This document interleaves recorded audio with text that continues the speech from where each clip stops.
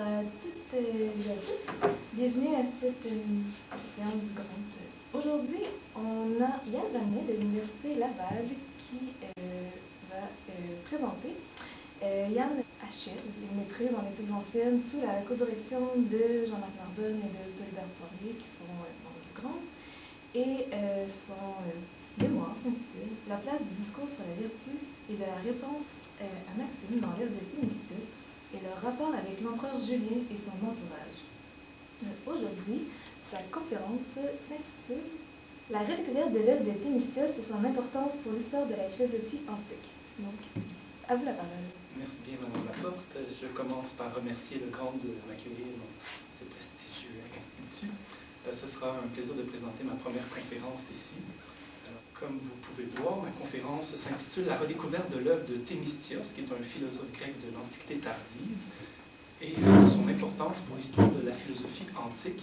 Nous verrons que ce philosophe passablement inconnu nous permet une rétrospective sur l'ensemble de la philosophie grecque. Il y a 2 ans, j'ai présenté une conférence sur les 2 statues qui représentaient Thémistios qui avaient été installées à Constantinople, alors qu'il était devenu le philosophe officiel de la Nouvelle Rome. Ces 2 statues étaient en bronze et n'ont pas survécu au passage de l'histoire, donc nous n'avons aucune représentation ni description physique de Thémistios. J'ai opté ici pour un portrait de Constance II, qui était le fils de Constantin, un empereur bien important qui a propulsé la carrière de Thémistios. En retour, Thémistios a fait de nombreux éloges de cet empereur et l'a inclus dans le club sélect des philosophes rois. Il n'y en a pas beaucoup dans l'Antiquité tardive, à savoir à la fois qu'il était roi ou empereur, mais aussi qu'il avait composé.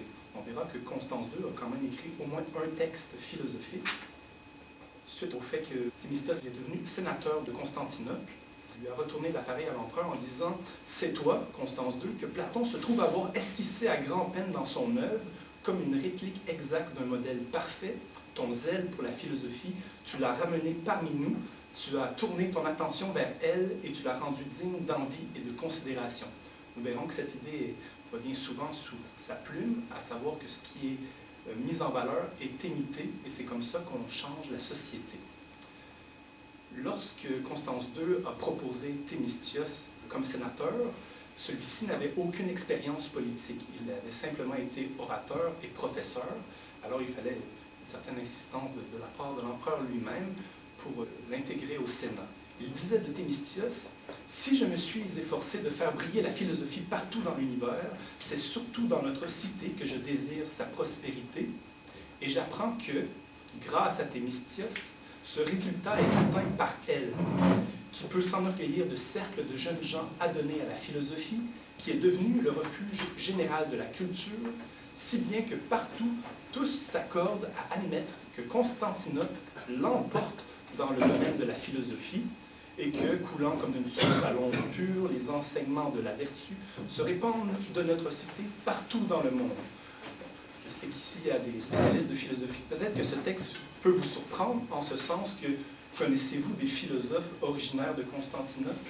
Il y en a très peu, alors que là, je vous présente le philosophe qui était devenu représentant officiel de cette discipline dans cette grande ville qui avait à peine 25 années d'existence lorsque Thémistios est devenu sénateur en 355. Tous ces monuments n'étaient pas encore construits, mais déjà la ville avait reçu de nombreux investissements de la part de Constantin, le fondateur, et subséquemment de la part de Constance II, son fils.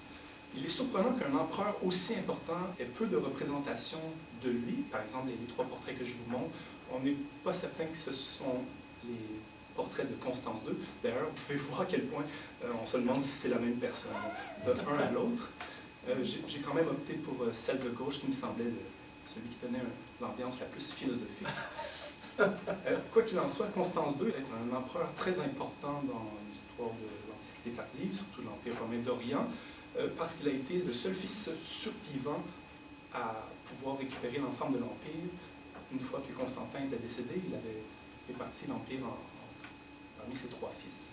Et Constance II a joué un grand rôle au point de vue politique, au point de vue religieux aussi, et on se rappellera que subséquemment, à la tétrarchie, c'était la première fois que l'Empire était de nouveau unifié sous un seul homme, qui était passablement jeune. Je reviens au texte de Constance II, dans sa lettre adressée au Sénat, pour promouvoir Thémistios. Il dit « Le personnage que je célèbre dans le présent discours ne cherche pas une philosophie qui se refuse au partage, mais le bien qu'il a accumulé à grand-peine. Il prend plus de peine encore à y faire participer ceux qui le veulent, car il s'est institué l'interprète des anciens sages, l'hiérophante des sanctuaires et des temples de la philosophie. Il ne laisse donc pas se flétrir les anciennes doctrines, mais il leur donne vigueur et jeunesse. » Et Thémistios avait une conception très traditionnelle de la philosophie. En effet, c'était pour lui ce par quoi l'homme devient meilleur que l'homme. Constance II poursuit en disant que c'est bien sa célèbre réputation qui a mené le philosophe Thémistios parmi l'Assemblée du Sénat. C'est surprenant de telles affirmations pour nous parce que dans la littérature antique, on n'a presque aucun témoignage sur Thémistios outre son œuvre. Et tous les philosophes contemporains, qui étaient pour la plupart des néoplatoniciens, l'ont boudé. Alors, on n'a rien sur lui. N'en reste que, par cette faveur, je n'ai pas seulement l'intention d'honorer Thémistios, mais en une mesure qui n'est pas moindre, le Sénat tout aussi bien, puisque je considère qu'il est digne de partager le prix qui convient à la philosophie. Ceux qui me connaissent savent que je fais un mémoire sur l'œuvre de Thémistios. Je me concentre surtout à traduire le texte, le discours sur la vertu, et finalement sur la période qui va du moment qu'il est devenu sénateur en 355 jusqu'au décès de Julien, l'empereur Julien qu'on voit ici à l'écran, en 363, donc une période de 8 années de sa carrière. N'en reste que la carrière de Thémistios s'est étalée sur une quarantaine d'années au niveau politique, et précédemment il était connu pour sa philosophie. Il a continué à être sénateur et quelqu'un de très important dans la nouvelle capitale impériale, sous les règnes de Jovien, de Valence et de Théodose. On peut mentionner qu'il était présent lors du concile de Constantinople, par exemple, et qui, à plusieurs reprises, a été le maire de la ville. Son œuvre philosophique est surtout connue par ses paraphrases, dont il nous en reste seulement 3, mais la plupart des travaux qui ont été faits sur lui concernent les paraphrases aristotéliciennes. Une paraphrase, c'est différent d'un commentaire. Le texte d'Aristote étant plutôt sibyllin, il a fait en sorte de le réécrire de façon plus clairement. Et dans sa paraphrase, il ajoute parfois certains commentaires, surtout sur les notions qui animaient la philosophie de cette époque. Dans les débats avec le néoplatonisme, par exemple, la notion de nous. Et puis, une bonne partie de son œuvre est perdue. Dans la tradition des commentateurs aristotéliciens, il est très important, comparativement aux commentateurs néoplatoniciens. Il s'inscrit, disons, suite à Alexandre d'Aphrodise, comme étant un véritable péripatéticien. Certains le nomment même le dernier, tandis que les néoplatoniciens ont fait évoluer grandement la doctrine d'Aristote. On peut voir ici, d'après la chronologie que je vous montre un petit peu, qu'il se situe dans une période de vide, dans la continuité des études aristotéliciennes, mais aussi des études platoniciennes. Entre les néoplatoniciens classiques, que tout le monde connaît, Plotin et Porphyre Jamblique, et le début de l'école néoplatonicienne d'Athènes, il y a quand même un vide d'une soixantaine d'années qui correspond aux 6 premières décennies de la nouvelle capitale impériale. Et Thémistios est pas mal un des seuls philosophes d'envergure ayant comblé cet espace. Son œuvre est divisée en 2 pour les commentateurs. À côté des paraphrases, il y a les discours qui eux-mêmes se divisent en 19 discours politiques qui sont pour la plupart des panégyriques pour les empereurs, les 5 empereurs sous lesquels il a servi, et des discours qu'on appelle privés. Cette œuvre est monumentale, car de tous les textes de la philosophie grecque ancienne, son œuvre représente 3% de tous les textes, donc plus que les 2% de Plotin ou les 2% de Porphyre.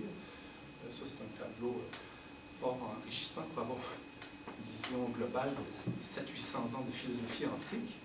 On peut mieux décrire l'ensemble de l'œuvre de Thémistios. Entre autres, ses discours privés sont de diverses catégories. On trouve l'oraison funèbre à son père, qui est très instructive pour en apprendre sur sa vie, ainsi que des discours philosophiques, bien entendu, dans lesquels il y a, par exemple, un discours sur l'amitié, un discours sur la vertu, des choses comme ça, et quelques discours polémiques, étant donné que, à titre de philosophe, il n'était pas nécessairement bien vu qu'il occupe des fonctions politiques aussi importantes, on verra dans un instant, qui n'a pas simplement été le maire de Constantinople. Alors, Moi, ce qui me fascine dans cette œuvre, surtout dans les discours privés, mais aussi dans les discours politiques, ça transparaît aussi, c'est tout l'aspect autobiographique que véhicule ce philosophe. Pensons à d'autres philosophes de l'Antiquité qui sont très peu bavards sur leur propre vie, sur leur parcours ou leur tergiversation intérieure, si on veut.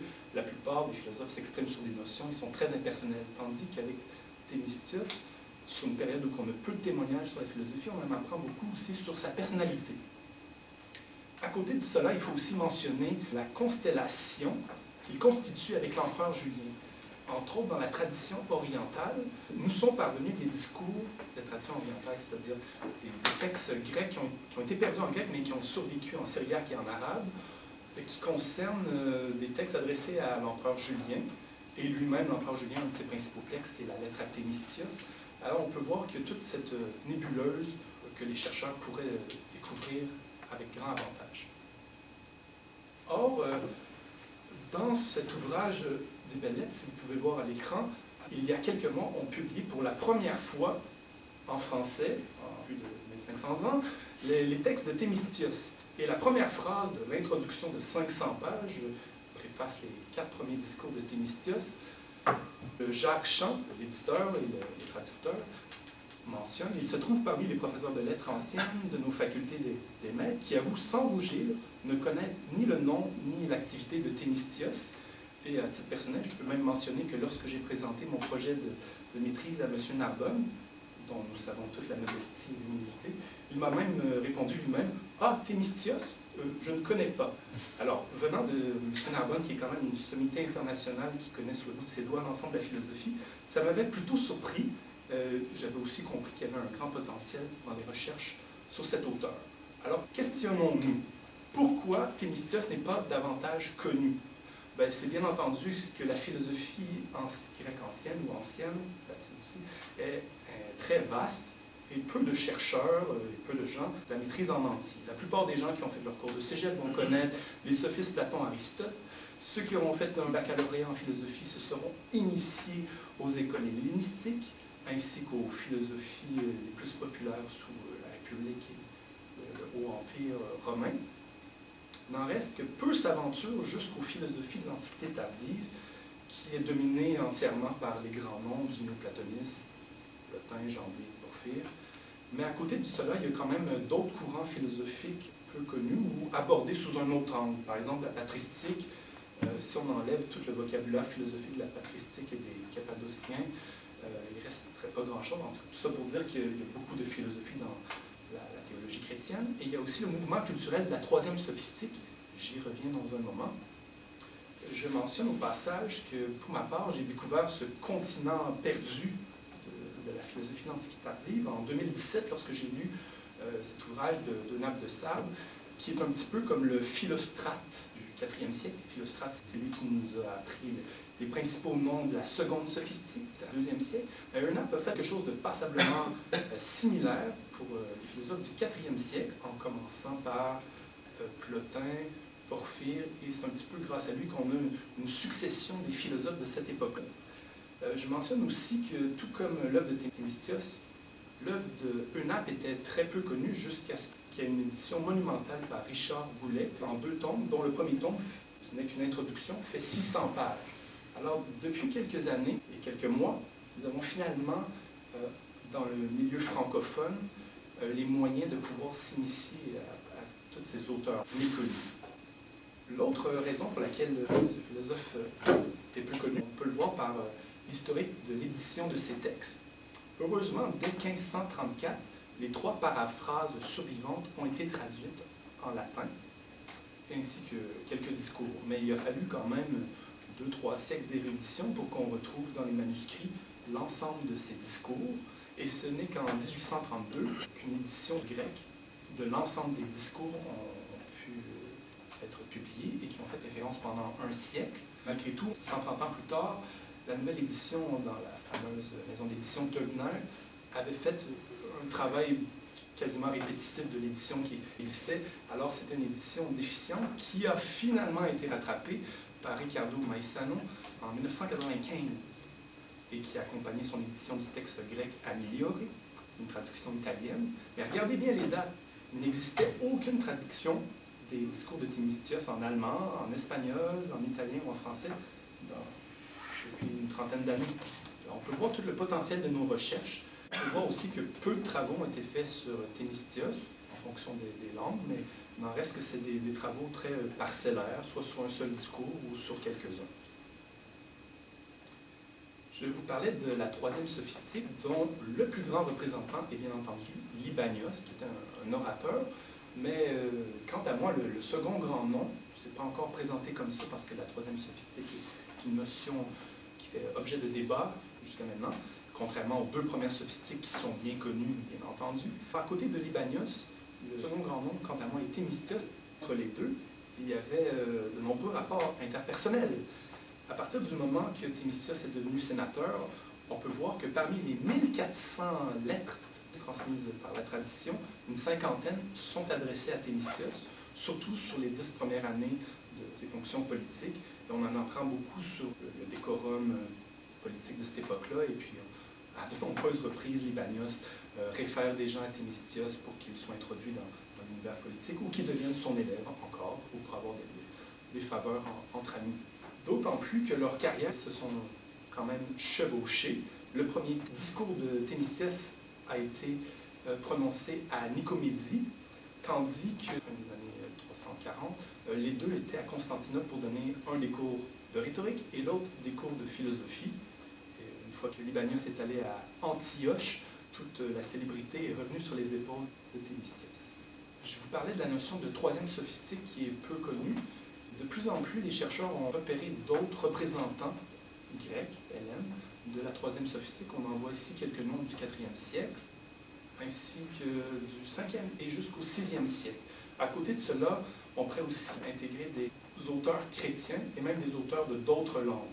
Ça sera l'objet de ma conférence l'an prochain lors du congrès de la CEAC, ici à l'Université Laval. Alors, restons-en à notre sujet de Thémistios. On peut séparer sa carrière en 4 grandes périodes qui correspondent en gros aux différents empereurs sous lesquels il a servi. D'abord Constance et Julien, ensuite de ça le long règne de 14 ans de Valence, et puis finalement une fin de carrière sous le règne de Théodose. Thémistios a commencé sa vie sur les bords de la mer Noire, en Paphlagonie, et son grand-père était lui-même philosophe du temps de Dioclétien, peut-être même près du cercle impérial. Et son père aussi, Eugénios, était un philosophe, et c'est grâce à lui que Thémistios a eu toutes les portes ouvertes. Non seulement il a reçu son éducation de la part de son père, qui était, tout comme Thémistios, un aristotélicien, mais qui couvrait aussi l'ensemble de la philosophie. Et puis enfin, on peut mentionner que même son beau-père était un philosophe. Concernant le père de Thémistios, voici ce que son fils dit lors de l'oraison funèbre, quelques semaines après qu'il a été élu au Sénat. Son père est décédé, et il décrit l'enseignement qu'il a reçu de lui, disant « Les mystères sacrés étaient presque entièrement ceux d'Aristote. Néanmoins, mon père a contribué à ouvrir tous les sanctuaires des sages. Il fut l'un de ceux qui furent pleinement initiés au savoir sacré que Pythagore de Samos rapporta d'Égypte, en Grèce, et à ce que Zénon de Citium enseigna plus tard au portique. Il a toujours exposé les œuvres du grand Platon juste à la porte du temple d'Aristote. En passant de l'académie au lycée, il ne changeait pas de vêtements. Il faisait souvent d'abord un sacrifice à Aristote et finissait par adorer Platon. Il se fâchait toujours contre ceux qui essayaient de construire un mur de séparation entre les deux enceintes sacrées et de les séparer, car il estimait que la philosophie d'Aristote est un rite préliminaire approprié pour s'ouvrir à la frénésie de Platon. On voit toute l'extase qu'il en retirait.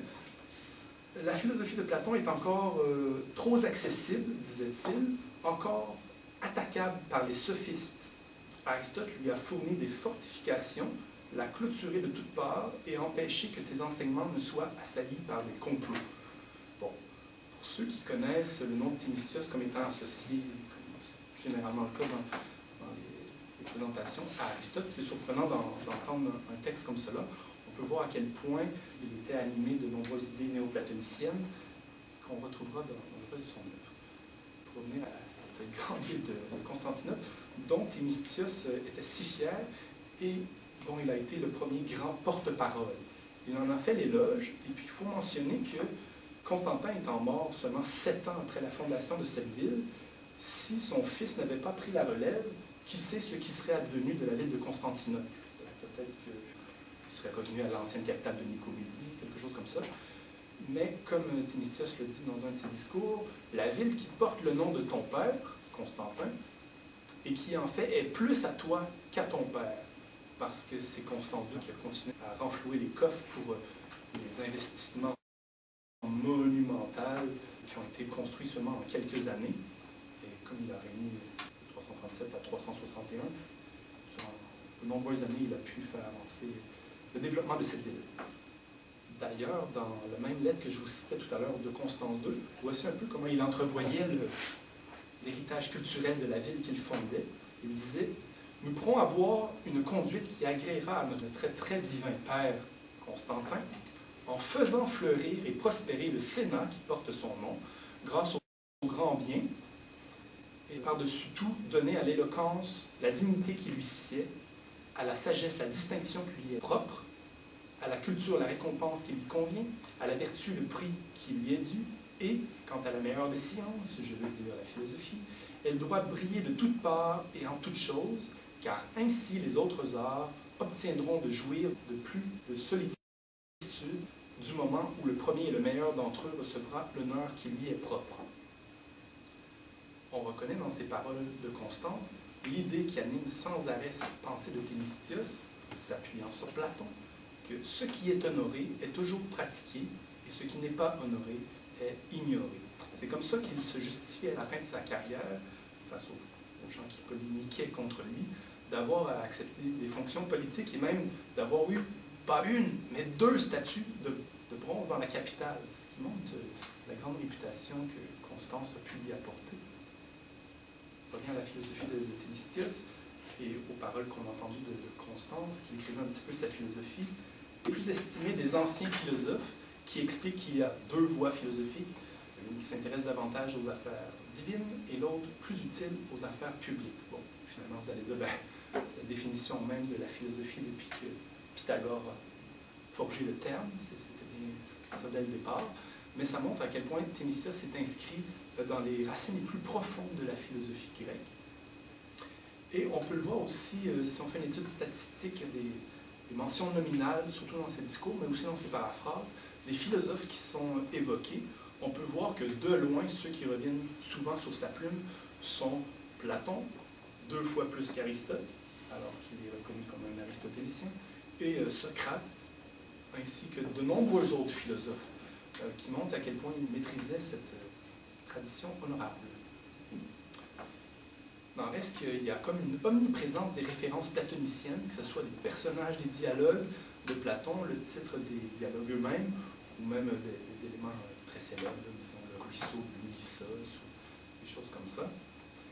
Mais vous voyez ce qu'il dit d'autre part dans un de ses discours, où il présente le philosophe. Il dit bien « Il n'y a rien de plus exaspérant que quelqu'un qui est un catalogue vivant des nombreuses œuvres d'Aristote et de Platon et qui joue ce rôle constamment et en toute occasion. » Bon, peut-être de nos jours, on est plus habitué à des gens qui sont des heideggeriens ou des hégéliens, et qui ont toujours cette nomenclature et ce jargon à la bouche. C'est intéressant de l'entendre sous le mode antique de la part de Thémistios, mais qui montre aussi comme quoi, bien qu'il était manifestement aristotélicien et platonicien, qu'il s'aventurait au-delà de cet horizon philosophique, jusqu'au sophiste qu'il mentionne à l'occasion, et au poète. D'ailleurs, c'est ce qui faisait sa fierté, c'est que son père lui avait transmis une culture générale de la culture grecque ancienne, de la philosophie, mais aussi des écrivains et des poètes, dont Homère est pour lui l'auteur qu'il apprécie au-delà de tous les auteurs. Enfin, on peut remarquer quand même des absences notables, bien qu'il utilise le Plutarque qui n'est pas nommé. On retrouve presque aucun nom de la seconde sophistique, bien que son grand modèle soit Dion de Prusse, un des premiers sophistes de la seconde sophistique. Étonnamment, si je ne me suis pas trompé, il n'y a pas de référence non plus à Alexandre d'Aphrodise, mais je ne suis pas spécialisé du corpus des paraphrases. Peut-être qu'il en fait usage sans le nommer, ce qui serait logique. Mais tout comme Thémistios était boudé des néo-platoniciens, mais il fait de même et il nomme pas les autres, si ce n'est l'empereur Julien. enfin, au niveau culturel des références mythologiques, on peut voir qu'il est très traditionnaliste, invoquant Zeus au-delà de tous les autres.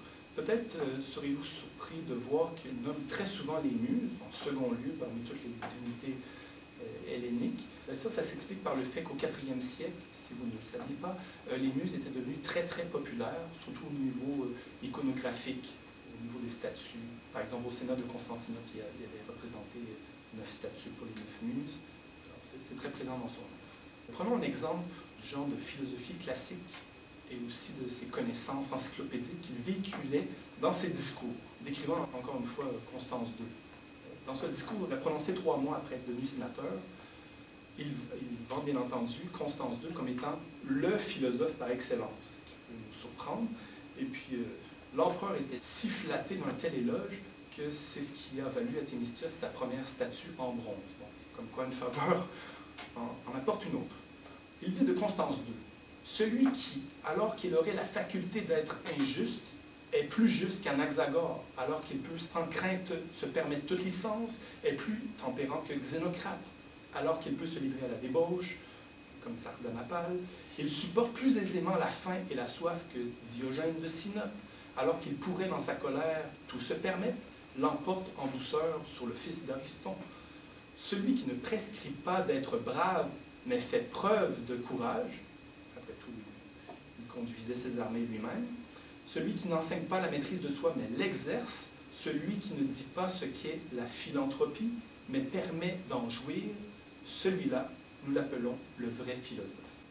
Et la notion d'amour du genre humain, ou philanthropia, c'est une notion que Thémistios a développée et qui, parallèlement, se développait aussi chez les pères de l'Église et qui a une grande faveur par la suite jusqu'à nos jours. Ce qui m'intéressait dans l'œuvre de Thémistios, en voyant qu'il était un personnage si important, certains disent même qu'il a été la personnalité politique peut-être la plus importante du IVe siècle. J'ai lu ça quelque part. Peut-être que vous connaissez pas autant le IVe siècle, mais c'est un siècle qui est fondamental pour l'histoire de l'Occident. Il y a eu tellement de changements. Au début du IVe siècle, c'est un empire romain païen. À la fin du siècle, c'est un empire romain chrétien. Alors, de voir que Thémistios était au cœur même de la capitale, auprès d'un empereur chrétien, alors qu'il n'est jamais converti, et dont le christianisme ne transparaît pas dans ses discours. Ce qui m'intéressait juste dans un personnage aussi influent, c'était de voir qu'est-ce qu'il a fait de son pouvoir, lui qui promouvait autant la culture hellène. Je me disais qu'il avait accès à peut-être des fonds de milliardaires, puisqu'il était l'ami intime de l'empereur, quasiment. Alors, je me disais, pourquoi il n'a pas développé un réseau d'écoles, des encyclopédies, des universités, des choses comme ça? Semble-t-il que non. La seule phrase que j'ai pu trouver qui va rejoindre ces idées de développement institutionnel de la culture, qu'il aurait dû, quant à moi, se décantonner de sa petite école de philosophie et qu'il avait le potentiel de régénérer la culture païenne avec de grands moyens. La seule phrase que j'ai pu retrouver, c'est lorsqu'il dit « Les philosophes doivent superviser certains professeurs, par exemple professeurs de rhétorique et de grammaire, et ce qu'ils enseignent, mais ne doivent pas eux-mêmes faire le travail des rhéteurs ou des grammariens. Car il serait bien ridicule que quelqu'un qui se réclame de l'être pur et incorporel et qui méprise l'homme du commun se consacre à l'apprentissage des syllabes. » Alors voici une représentation du Sénat de Constantinople. La statue en bronze de Thémistios était sans doute près, peut-être sous l'un des portiques. On ne sait pas exactement où, parce que finalement il y avait 2 lieux de rassemblement du Sénat à Constantinople. L'autre ici devant le Forum Constantin, où il y avait la fameuse statue qui ressemble un petit peu à la statue de la Liberté. On verra tout à l'heure. En tout cas, dans cette belle et illustre ville, Thémistios n'est pas fâché d'avoir eu ces 2 statues de bronze de la part de 2 empereurs, le second c'était Valence, ainsi que des témoignages écrits. On en a entendu parler depuis tout à l'heure de la part de Constance II, mais il mentionne aussi dans un autre discours que Julien lui a rendu la même faveur et que c'est ça, qu'il a été préfet de la ville plus de 2 fois. Cette position de prééminence lui est venue lorsqu'en 357, il a représenté l'ambassade de Constantinople à Rome, lorsque Constance II est allé célébrer les festivités les plus importantes de son règne. Et c'est à ce moment-là aussi que le premier grand obélisque a été levé à Rome. Alors c'était toute une occasion. Il représentait la ville de Constantinople et non seulement déclamer un discours, mais il remettait à l'empereur une couronne d'or. Les autres exploits politiques de Thémistios consistent à avoir rétabli l'allocation de blé aux habitants de Constantinople et aussi d'avoir été en charge d'établir la liste, de choisir qui ferait partie du Sénat de Constantinople. On peut voir à quel point il y a eu une grande révolution politique à ce moment-ci, parce que le Sénat est passé de 300 membres à 2000 membres. Alors on peut dire que Thémistios s'est fait beaucoup d'amis durant ces années-là. Je passe à un prochain point. Pour mettre en évidence une thématique qui me fascine pour cette période-là, pour la constellation de l'empereur Julien et de Thémistios, à savoir ce que j'ai présenté en début de conférence, la notion de philosophe roi, qui nous vient de Platon, comme tout le monde sait. Je mentionne aussi la façon que Thémistios nomme Constantinople dans ses discours à de nombreuses reprises. Il l'appelle Callipolis. Ça vous rappelle quelque chose? Callipolis, c'est bien entendu la cité de beauté, mais c'est comme ça que Socrate, dans la République, nomme la cité idéale, qui serait régie par le philosophe roi. La Callipolis, la cité de beauté. Dans le même discours que je citais tout à l'heure, Thémistios associe ces deux notions du souverain et du philosophe. Rappelant que Platon est d'avis que le souverain authentique et le philosophe marchent de conserve. Leur émulation, leur zèle à tous deux se réfèrent au même modèle. L'un va jusqu'à la parole et à la connaissance, l'autre jusqu'à la chose et à l'acte. Car le maître qui règne sur tout l'univers, bon, ici on peut peut-être voir un effleurement de pensée chrétienne pour rejoindre les gens dans son auditoire qui étaient manifestement chrétiens. Alors le maître qui règne sur notre univers, l'un le connaît seulement, tandis que l'autre, en outre, limite. Encore cette notion de limitation, d'origine platonicienne aussi. Celui qui lui ressemble, c'est toujours plus que ce qui connaît, ce qui agit. Semblablement à ce que j'ai montré tout à l'heure, on voit que Thémistios lui-même associe des philosophes à leurs dirigeants contemporains. On peut voir par cette belle liste toute l'élégance de son savoir. C'est très rare que les philosophes antiques, et même les savants de nos jours, connaissent qui est Sphéros de Bosphore, ou Arius d'Idyme, ou que Thrasyle était un philosophe contemporain de Tibère, ou Musonius, qu'on connaît peut-être de nom, mais peu de philosophie. Bien entendu, on connaît ces grands héros, Platon, Dion de Prusse, mais il cite quand même Sextus Empiricus, alors on peut voir qu'il y avait une bonne connaissance de l'ensemble des écoles philosophiques. Il dit, si Platon a esquissé devant une assemblée les traits du bon souverain à travers ses œuvres, faute d'un modèle véritable, mais qu'à nous, la divinité, encore une fois, dit de façon, dit pas Zeus, dit divinité pour rejoindre son auditoire chrétien, la divinité a accordé de voir la forme dans laquelle ces traits de celui-ci ont jeté leur éclat et se sont manifestés au grand jour, nous serions, nous, plus fortunés que Platon, car tout ce qu'il a pu imaginer en rêve, nous l'avons contemplé, nous, dans la réalité, en la personne de Constance II. Alors, si on se rappelle les déboires de Platon dans ses voyages en Sicile pour visiter le tyran Dion, on peut voir que Thémistios avait peut-être raison d'être si fier d'un empereur qui était véritablement remarquable et qui bientôt s'était associé, à vrai dire, dans les mêmes mois que Thémistios est devenu sénateur. C'est à ce moment-là, 2 mois plus tard, que Julien, le cousin de Constance II, a été choisi pour être César, c'est-à-dire co-empereur. Donc, on va diviser d'une certaine façon l'Empire en deux, bien que Constance II était Auguste et le jeune Julien, qui avait à peine 22-23 ans, était bien sûr César au service de son grand cousin. N'en reste que ces deux personnages ont été les deux derniers représentants de la lignée constantinide. Je voudrais enfin insister sur une autre idée qui a eu une longue prospérité, qui nous vient de Thémistios.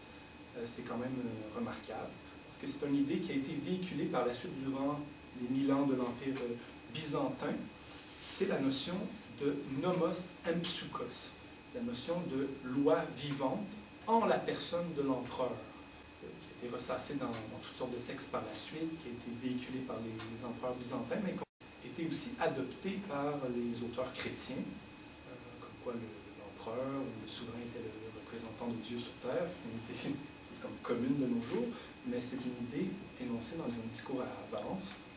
Ce qui est étonnant, c'est que la combinaison de cette idée avec l'attitude nouvelle qu'avait déployée Constance II, surtout lors des fameuses festivités à Rome en 357 dont je vous ai parlé. C'est la première fois qu'on a eu un empereur chrétien qui a été reprise par l'ensemble du cérémoniel et de la liturgie impériale byzantine, à savoir ce fameux hiératisme. Lorsque Constance II s'est présenté à Rome, c'était la première fois qu'il visitait la ville, même s'il était empereur depuis de nombreuses années, il a passé sous les arches de triomphe, mais sur son chariot, il a adopté l'attitude très hiérarchique, de regarder tout droit et de ne pas bouger. Et ça, c'est une attitude qui a été reprise par les empereurs subséquents. Alors, c'est quand même surprenant que ce soit concomitant à ces idées politiques de Thémistios et tout. J'ai quand même nommé plusieurs aspects de la contribution philosophique, politique à la culture en général de la part de ce philosophe, mais aussi auprès de l'empereur Constance II et de ceux qui ont suivi, comme quoi il avait un accès très près de eux et qui les a influencés à plusieurs égards. J'ai aussi mentionné l'idée de philanthropie qui a été reprise par la suite, sans jamais qu'on la ramène à Thémistios avant les travaux modernes. Il y a une autre idée aussi qui est remarquable pour l'époque, que certains diront avant-gardiste, à savoir que Thémistios passe pour un apôtre de la tolérance. On peut déjà le deviner par le fait qu'il était un philosophe païen au service d'empereurs chrétiens, mais par exemple, sous le règne de Valence, alors qu'il y avait toutes les troubles avec la frontière du Danube et les invasions des Goths, Valence n'était pas tellement patient, il est un petit peu sanguinaire. Alors il a fallu des discours de Thémistios pour calmer Valence. C'est ce que nous rapportent d'ailleurs les historiens ecclésiastiques, comme quoi ce discours de Thémistios à Valence, dans les années 360, avait finalement apaisé l'empereur en furie. C'est une idée qu'on trouve dans plusieurs de ses discours, cette idée d'ouverture sur le monde, qui reflète un petit peu les idées du IVe siècle et de la troisième sophistique, qui avait plus simplement les Grecs qui maîtrisaient l'ensemble du savoir, et qu'il fallait respecter et inclure les gens qui sont différents. En conclusion, je dirais que l'œuvre de Thémistios va nous apporter dans les prochaines décennies, ainsi que celle des autres auteurs du IVe siècle que nous découvrirons à peine, un renouvellement de notre compréhension de cette époque charnière de l'histoire de l'Occident pour mieux expliquer les changements majeurs idéologiques qui se sont produits. Et au niveau strictement de la philosophie de l'Antiquité, Thémistios apparaît comme un des derniers philosophes classiques qui maîtrisait l'ensemble de la tradition. Lui-même, dans ses discours, il parle de la tradition à 700 ans d'existence, depuis Socrate surtout, comme je vous l'ai montré avec mes tableaux. Et lorsqu'on écoute Thémistios, on peut voir qu'il nous donne une conception très moderne de la philosophie. On n'était pas du tout dépaysé avec le fait qu'on trouve les mêmes périodes de la philosophie telle qu'elle est enseignée de nos jours. Alors, je vous remercie à tous.